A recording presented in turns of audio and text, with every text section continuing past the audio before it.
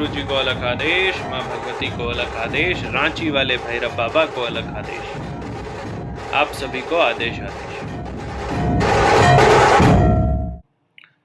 हनुमान जी महाराज उन जीवित अवतारों में हैं जो आज भी कलयुग में इस पृथ्वी पर विचरण करते हैं। जो अमर हुए हिंदू धर्म के अनुसार, सनातन धर्म के इतिहास के हिसाब से, उसमें एक हनुमान जी हैं। रोग नाश, काला जादू का विनाश हो, या फिर भूत प्रेत की बाधा दूर करना हो, सब में हनुमान जी का मंत्र काफी प्रयोग आता है। जिनको तंत्र मंत्र यंत्र कुछ नहीं आता, वो भी हनुमान जी का चालीसा या बाण ये प्रयोग करके खुद को सुरक्षित रखते हैं। आज का वीडियो रोग मुक्ति के लिए है। ऐसे मैं आपको बता दूं कि हनुमान जी का रोग मुक्ति का बड़ा स्पेसिफिक साधना आता है। तो आपको किस तरीके का रोग है, उस रोग के हिसाब से अलग अलग मंत्र हैं, अलग अलग विधान हैं। लेकिन 3 जनरलाइज्ड विधान मैं आज के वीडियो में आपको बताऊंगा। तो आम व्यक्ति भी इस विधान को करके, और अगर कोई अकस्मात रोग से ग्रसित हो जाए या रोग का कारण पता ना चले, ऐसी स्थिति में लोग इस तीनों में से किसी भी विधान का प्रयोग कर सकते हैं। इसके अलावा जो लोग प्रोलॉन्ग्ड इलनेस से सफ़र कर रहे हैं, वो थोड़े लंबे समय तक इसका प्रयोग करते रहेंगे। और एक विषय है कि बहुत बार ऐसा होता है कि हम लोग रोग के चपेट में आ जाते हैं, हर तरीके का उपाय करके देख लेते हैं, डॉक्टर सारे रिपोर्ट्स देख लेते हैं, उसके बाद बोला जाता है कि आपको कोई बीमारी नहीं है। इस सिचुएशन में 2 बातें होती हैं। एक तो ये कि आपका जो भी डॉक्टर है वो सक्षम नहीं है, या फिर जिस अस्पताल में आप जा रहे हैं वो सक्षम नहीं है उस बीमारी को जानने के लिए। और कभी कभी ऐसा होता है कि सबकॉन्शियस माइंड या फिर एक्सटर्नल एनर्जी का इंटरफेरेंस होता है आपके बॉडी पे, या आपने कुछ ऐसा काम किया होता है कि आपने किसी शक्ति को अपने भीतर समाहित कर लिया है जिसको आपका शरीर जो है वो पचा नहीं पा रहा है। इसीलिए मैं हमेशा बोलता हूँ कि साधना हमेशा क्रमबद्ध तरीके से करना चाहिए, तो शरीर तैयार होता है। तो साधना, पूजा पाठ या जैसे भी चीज़ें हैं, उनसे भी कभी कभी ऐसे रोग लगते हैं। कई बार सुरक्षित अगर आप नहीं हैं और ऐसे जगहों पर चले जाइए, तो भी इस तरह की कुछ एनर्जीज हैं जो कि आपके ऑरा सर्कल में आ जाती हैं, और उसके बाद आप बहुत लंबे समय तक रोग से ग्रसित होते हैं, और ऐसा रोग जिसके बारे में डॉक्टर भी कुछ नहीं बता पाएगा। तो आज मैं आपको 3 मंत्र बता रहा हूँ, 3 विधि बता रहा हूँ, जिसमें पहला जो विधि है ये एक सिद्ध मंत्र है। मैंने बताया कि साबर मंत्र में अगर ईश्वर उवाचा लग जाए तो मतलब ईश्वर के श्रीमुख से ये मंत्र आया है, तो उसको सिद्ध करने की जरूरत नहीं होती है। तो अगर कोई व्यक्ति बहुत दिन से बीमार चल रहा हो, तो एक लोटा ले लीजिए तांबे का, और उसमें कुछ मुंजा डाल दीजिए। मुंजा के दाने होते हैं काले और लाल, उसको डाल करके ये अपने राइट हैंड में रख लीजिए, और 21 बार जो मैं मंत्र बता रहा हूँ उसको पढ़ेंगे। तो मंत्र क्या है? जय जय गुणवंती वीर हनुमान, रोग मिटे और खिले खिलाव, कारज पूर्ण करे, पवन सूत जो ना करे तो, माँ अंजनी की दुहाई, शब्द साचा पिंड काचा, फूरो मंत्र ईश्वरो वाचा। फिर से सुनिए, मंत्र है जय जय गुणवंती वीर हनुमान, रोग मिटे और खिले खिलाव, कारज पूर्ण करे, पवन सुत जो ना करे तो, माँ अंजनी की दुहाई, शब्द साचा पिंड काचा, फूरो मंत्र ईश्वर वाचा। तो इसको हाथ में लेकर के 21 बार आप मंत्र पढ़ेंगे, और उस लोटे में मुंजा के दाने रहेंगे। उसके बाद इस पर 3 फूंक मारिएगा, और ये जल रोज जब तक रोग ना मिटे तब तक उस रोगी को पिलाएं। और ये जो मुंजा का दाना उसके बाद बच जाएगा, इसको घर के बाहर निकल के दक्षिण दिशा में रोज फेंकेंगे। तो ये हो गया पहला विधान, जिससे कि रोग का नाश होता है। दूसरा जो है, ये वो साधक के माध्यम से आपको करवाना पड़ेगा जो ब्रह्मचारी है, जो ब्रह्म का आचरण करता हो, या फिर ब्रह्म का आचरण करता आया हो। ठीक है, जो मैंने पहले भी बताया है, एक नारी सदा ब्रह्मचारी, अगर उस तरह के भी साधक हैं तो वो भी इस विधान को कर सकते हैं। लेकिन ज़्यादा कोशिश करेंगे कि ऐसे जो सन्यासी हों उनसे ये विधान आप कराएं। तो इस विधान को करते टाइम थोड़ा सा नींबू या फिर लौंग ले करके और झाड़ते हैं, और उसके बाद या फिर मिर्ची लेके झाड़ते हैं और फिर उसको आग में जला दिया जाता है। इस विधान के लिए मंत्र है, पर्वत ऊपर पर्वत, पर्वत ऊपर स्फटिक शिला, स्फटिक शिला पर अंजनी, जिन जाया हनुमंत, नेहला टेहला कांख की कखराई, पीछे की आड़ की, कान की कनफेट, राल की बद, कष्ट का कष्टमाला, घुटने का डहरू, डाढ़ का डरसूल, पेट की ताप, तिल्ली किया, इतने को दूर करे, भस्मंत ना करे तो माता अंजनी का दूध पिए हराम, मेरी भक्ति गुरु की शक्ति, पूर्व मंत्र ईश्वर वाचा, सत्य नाम आदेश गुरु जी का।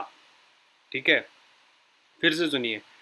पर्वत ऊपर पर्वत, पर्वत ऊपर स्फटिक शिला, स्फटिक शिला पर अंजनी, जिन जाया हनुमंत, नेहला टेहला कांख की कखराई, पीछे की आदटी, कान की कनफेट, राल की बद, कष्ट की कष्टमाला, घुटने की डहरू, डाढ़ की डरसूल, पेट की ताप, तिल्ली किया, इतने को दूर करे, भस्मंत ना करे तो तुझे माता अंजनी का दूध पिए हराम, मेरी भक्ति गुरु की शक्ति, पूर्व मंत्र ईश्वर वाचा, सत्य नाम आदेश गुरु जी को। तो बस इस मंत्र को पढ़ते हुए उस व्यक्ति को झाड़ना है जिस पर ऐसा लगता हो कि किसी बाहरी हवा का प्रवेश हो गया है या फिर वो किस कारण से बीमार है ये पता ना चले। तीसरा मंत्र जो मैं आपको बताने जा रहा हूं, ये सिर्फ मंत्र नहीं है, ये मंत्र साधना है। क्योंकि एक बार आप जब इस साधना को कर लोगे तो इसको आप कई बार इसका प्रयोग कर सकते हो। लेकिन ये जो 21 दिन की साधना है, इस साधना में एक चीज का ध्यान रखना है कि जितने भी प्रकार के साधना के समय में संयम रखने के विषय होते हैं वो सारे आपको पालन करने हैं। मतलब क्या क्या पालन करना होगा आपको? आपको भोजन पर संयम रखना होगा, एक समय खाना होगा और वो भी शुद्ध शाकाहारी। नीचे सोना होगा, कोशिश ये कि जहाँ पर साधना कर रहे हैं वहीं नीचे सोएं। ठीक है, किसी से किसी प्रकार का संबंध नहीं रहेगा आपको। वचन आपको कम से कम बोलने हैं। ठीक है, इस मंत्र को 21 दिन तक रोज एक माला करना है और उसके बाद दशांश हवन करते रहना। मतलब 21 दिन एक माला जपा, फिर उसका दशांश हवन किया। ठीक है, एक बार ये मंत्र जब सिद्ध हो जाता है तो जो भी रोगी व्यक्ति है उसको अगर आप इस मंत्र को पढ़ते हुए और मोर पंख से झाड़ेंगे तो अगर उसमें जिस तरीके का भी एनर्जी होगा, जो भी भूत प्रेत विचारिक होंगे, सारे जो है वो खत्म हो जाएंगे। ठीक है, तो इस मंत्र को मैं आपको बताता हूँ। मंत्र ध्यान से सुनिएगा, 2 बार बताऊंगा। ओम नमो आदेश गुरु जी का।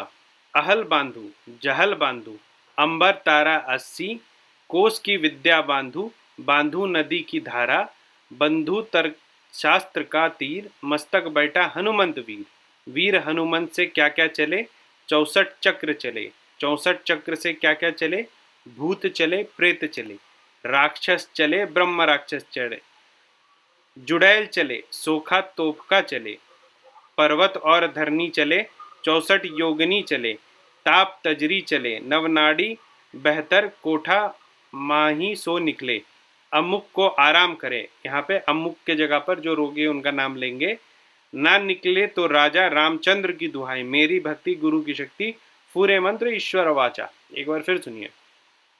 ओम नमो आदेश गुरु जी का। अहल बांधु जहल बांधु, अंबर तारा 80, कोस की विद्या बांधु, बांधु नदी की धारा, बांधु तर्क शास्त्र का तीर, मस्तक बैठा हनुमंत वीर, वीर हनुमंत से क्या क्या चले, 64 चक्र चले, 64 चक्र से क्या क्या चले, भूत चले, प्रेत चले, राक्षस चले, ब्रह्म राक्षस चले, जुड़ैल चले, सोखा तोपका चले, पर्वत और धरनी चले, 64 योगनी चले, ताप तजरी चले, नवनाड़ी बहतर, कोठा माही सो निकले, अमुक को आराम करे, ना निकले तो राजा रामचंद्र की दुहाई, मेरी भक्ति गुरु की शक्ति, पूर्व मंत्र ईश्वर वाचा।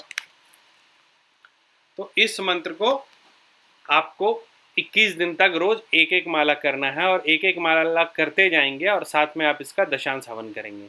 ठीक है। और एक बार जब आपका 21 दिन पूरा हो जाएगा, उसके बाद आप सिर्फ और सिर्फ इस मंत्र से मोर पंख लेंगे और उस मोर पंख से जो भी रोगी व्यक्ति है उसको झाड़ेंगे। झाड़ने का मतलब तो समझते हैं। देखो, झाड़ने का ना बहुत सारा सामग्री होता है। जैसे पहले सिर्फ मोर पंख होता था, जो क्वार्ट्स क्रिस्टल होता है वो भी झाड़ने के लिए बहुत अच्छा होता है। जो फिटकिरी होती है, फिटकिरी भी झाड़ने में बहुत काम आती है, ठीक है। भैरव दंड होते हैं, वो भी झाड़ने के काम आते हैं।